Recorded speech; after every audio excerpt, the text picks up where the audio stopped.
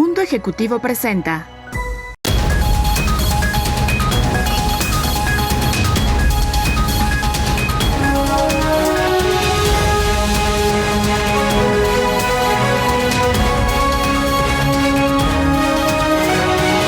Hola, ¿qué tal, queridos amigos? Bienvenidos a su programa Factor Económico. Yo soy el doctor Enrique Presburger y hoy tenemos nuestro programa de cierre de año, donde increíblemente pues ya se nos va 2021, se nos va un año más de pandemia, se nos va un año más de encierros parciales, de rebrotes, de incertidumbre, y bueno, pues ya pasó finalmente todo 2020, todo 2021, vamos a entrar a un año nuevo, donde no pinta necesariamente con más certidumbre la cuestión. Hoy en día con vacunas, con tratamientos y todo, seguimos viendo cierres de países completos, seguimos viendo alguna escasez de materia prima, seguimos viendo inflaciones, aumentos de precio y de alguna manera un reordenamiento en el mundo y una inestabilidad en general que finalmente pues está y no está de corto plazo, no es transitoria y está de alguna manera para quedarse, ¿no?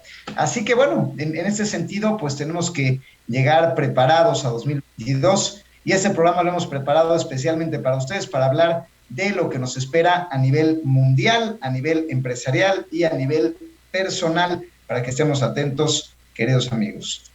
Y bueno, vamos a empezar con este análisis.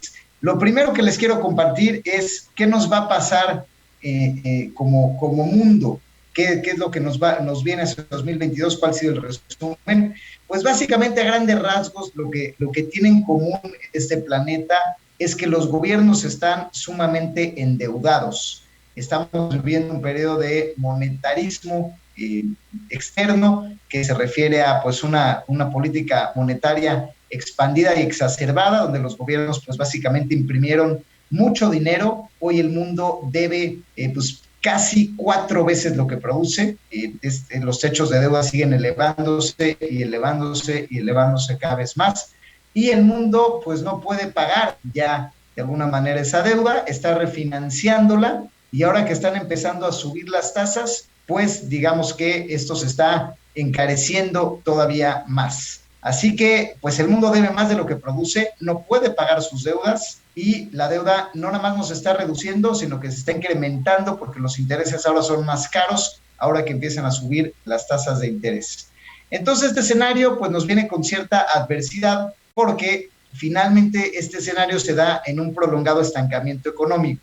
Es decir, todavía a nivel real, la mayoría de las economías crece por debajo de la inflación, lo que quiere decir que el mundo no se ha reactivado a niveles prepandemia y no se está recuperando. O sea, digamos que está haciendo una especie de efecto látigo después de la queda muy pronunciada en 2020, pues es común que rebote un poco en 2021, pero como no lo hace por arriba de la inflación, pues finalmente no estamos hablando de un crecimiento real, y prácticamente ningún país del mundo está teniendo crecimientos reales en este momento. Sin embargo, la diferencia es que tenemos un escenario donde hay mucha más deuda que antes. Entonces, la economía es menor, pero la deuda es mayor.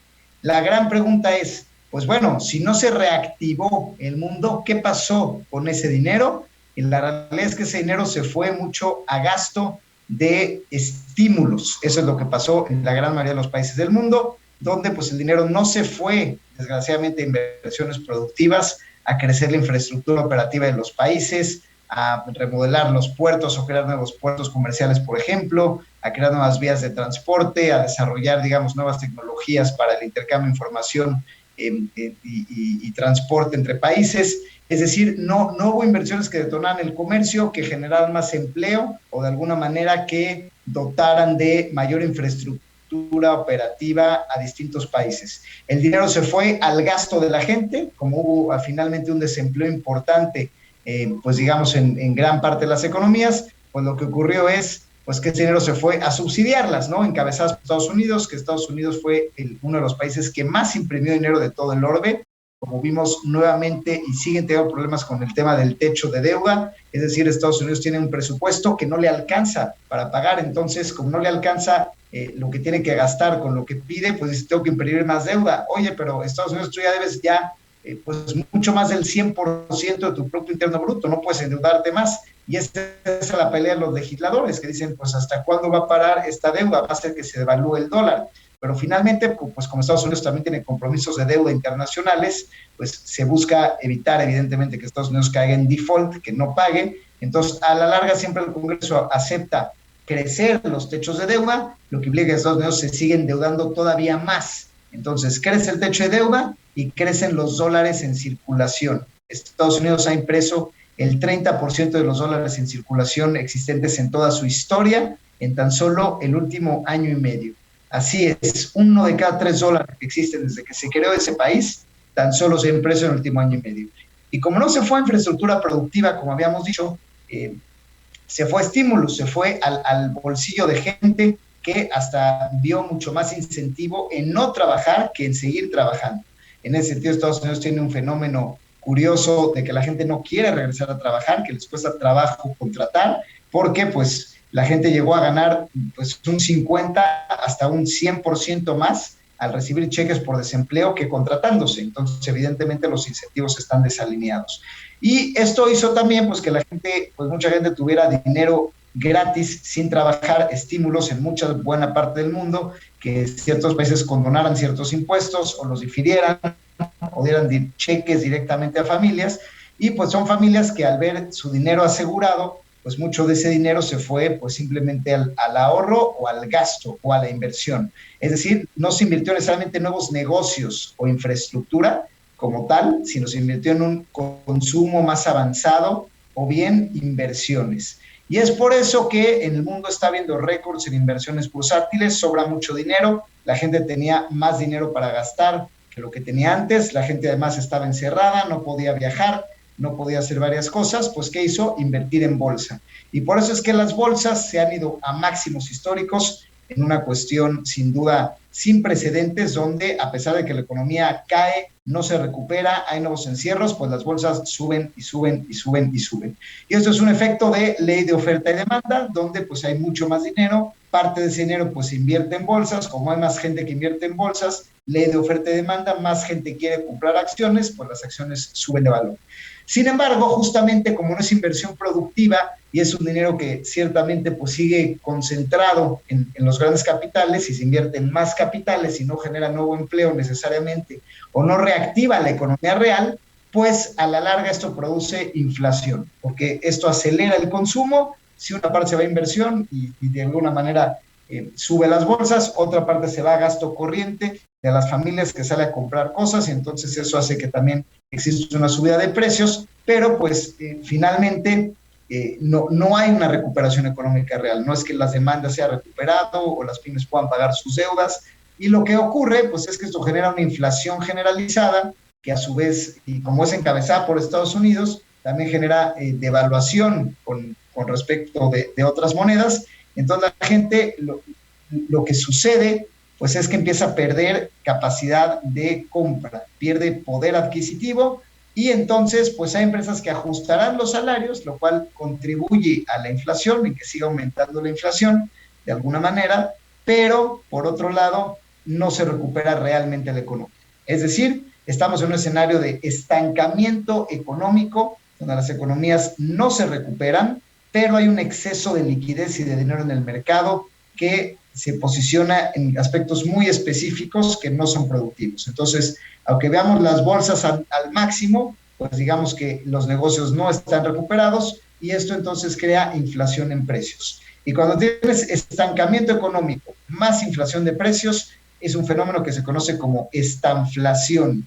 Estanflación es un fenómeno temido que lo hemos tenido en la crisis del 29, por ejemplo, en Estados Unidos, donde no hay recuperación económica y hay pues inflaciones. Hoy en día la realidad es que hay mecanismos más eficientes de contener la inflación, como es un fantasma al que todo el mundo le teme, pues por eso los bancos centrales empiezan a subir tasas de interés y empiezan ya desde ahora a prepararse para esta inflación, aunque realmente pues no tengan mucha capacidad. Finalmente está la vorágine de impresión de dinero que se sucedió en el mundo, que los gobiernos que suban las tasas de interés de sus préstamos, pues no hay mucho que puedan hacer para realmente seguir conteniendo esta subida de precios. Pero sí la pueden diferir.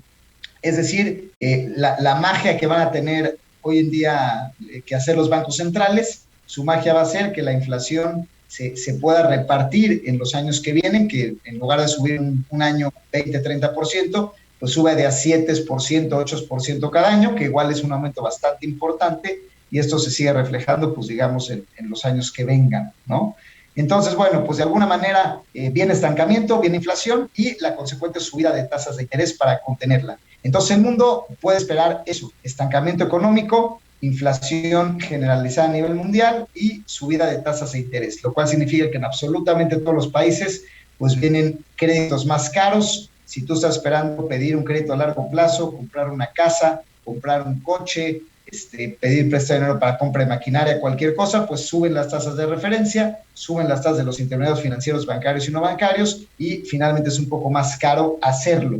También, de alguna manera, como suben las tasas, algunos personajes, institucionales, inversionistas institucionales más aversos al riesgo, es decir, más temerosos del riesgo, pues van a preferir ahorrar que invertir y van a empezar a ahorrar en mecanismos mucho más conservadores ante la crisis sostenida. Por lo tanto, los capitales pues se van todos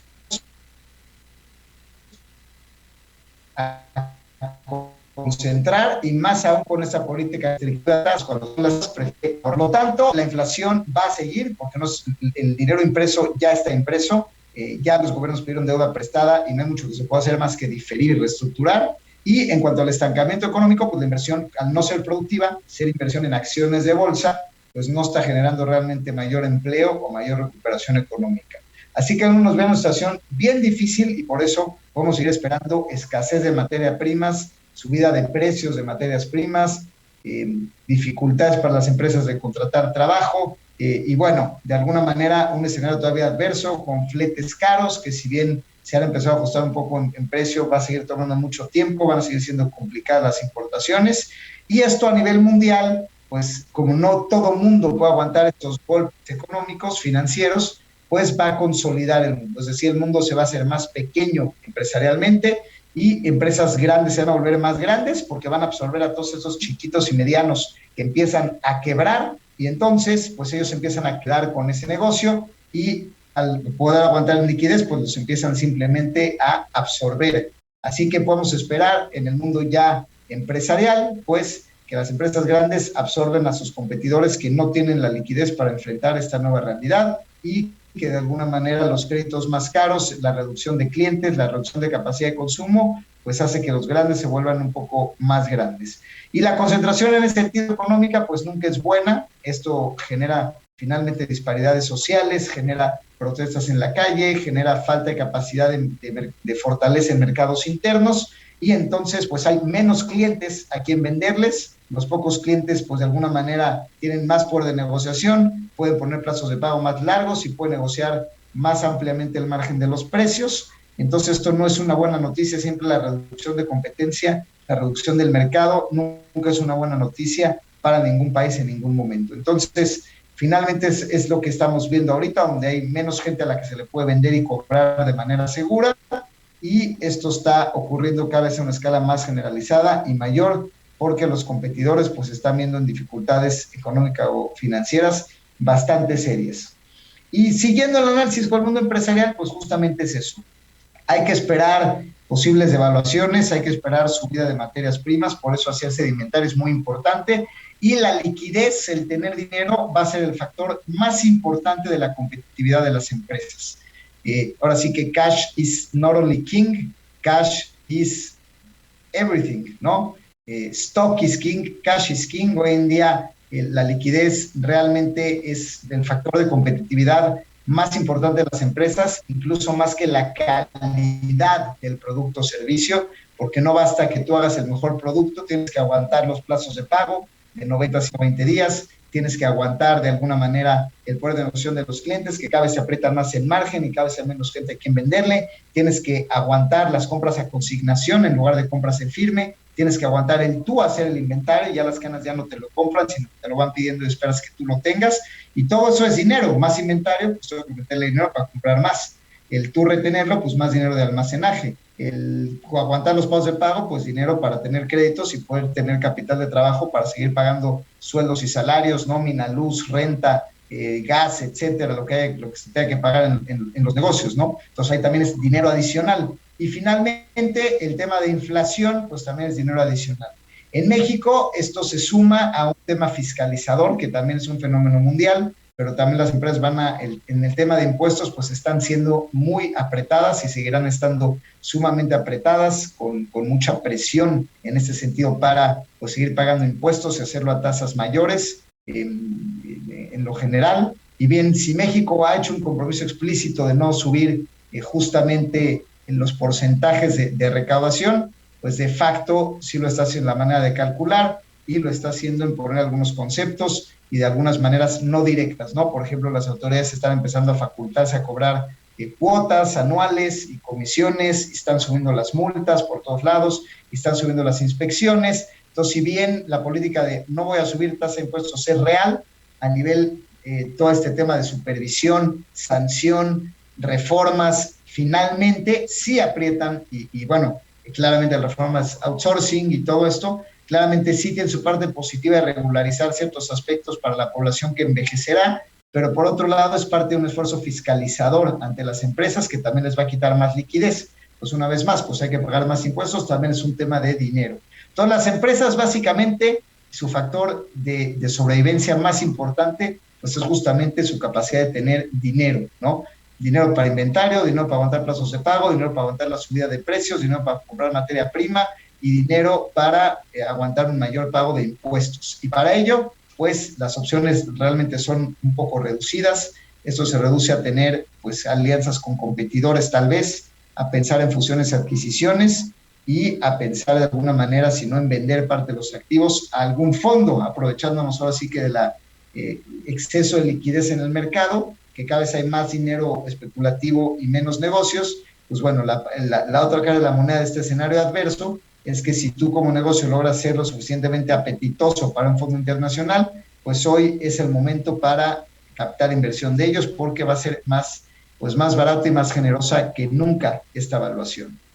Así que las empresas pues la tienen difícil, hay que estar del lado de los consolidadores, no de los consolidados, y aquellos que crecen, que consiguen tener el dinero suficiente para adaptarse a las nuevas mecánicas de producción, venta, plazos de pagos, etcétera. Y si lo logran vía deuda, capital, fusión y adquisición, lo que sea, hay que portarse bien en el buró, hay que tener las líneas de crédito abiertas, hay que tener líneas institucionales, pues es gente que va a crecer porque va a absorber a los chiquitos o el mercado que los chicos dejan vacío, pues por tronar básicamente, ¿no? Entonces vienen también oportunidades interesantes para empresas medianas que puedan aspirar a hacerse a grandes.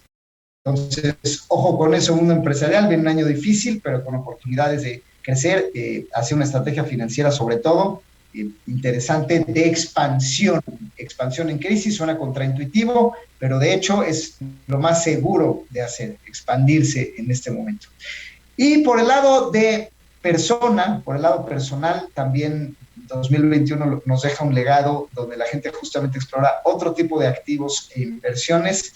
La gente justamente empieza a dudar ya un poco del sistema monetario y de su estabilidad. Dice, ¿qué va a pasar con mi moneda? Vienen devaluaciones, voy a perder poder adquisitivo, mi patrimonio de alguna manera se va a ir cayendo de un tema importante, además de que pues ya tampoco hay una confianza tan ciega al tema de alguna manera de los gobiernos de potencias mundiales, ¿no? Que se asumía que siempre iban a ser responsables de alguna manera, que siempre iban a ser pues son los gobiernos en los que siempre se confía y en los que siempre, digamos, que en teoría hacen todo bien. Y ahorita, pues bueno, dices, híjole, ya no sé si de alguna manera puedo confiar tan ciegamente en los gobiernos, ¿no?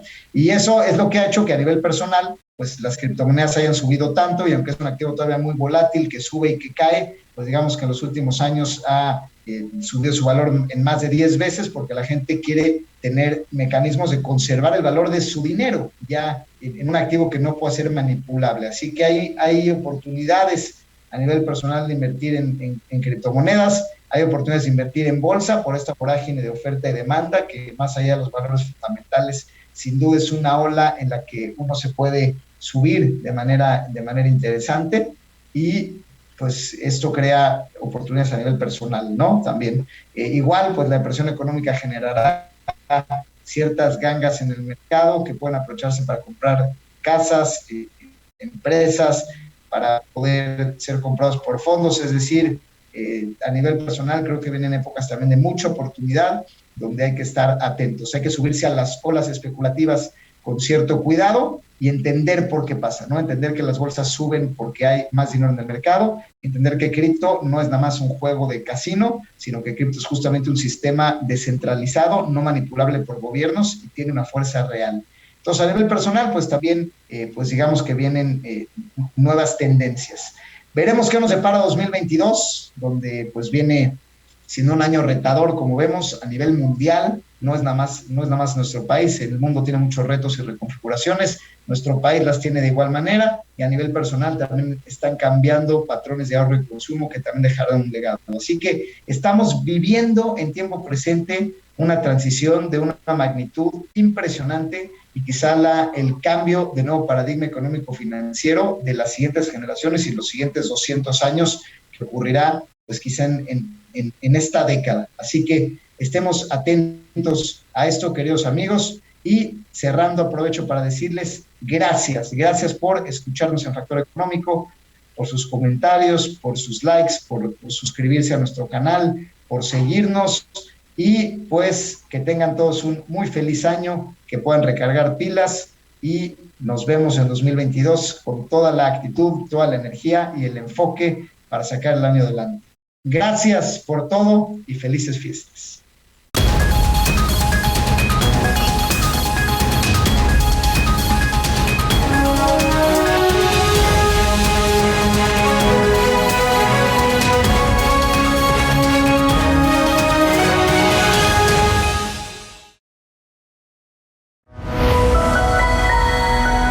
Mundo Ejecutivo presentó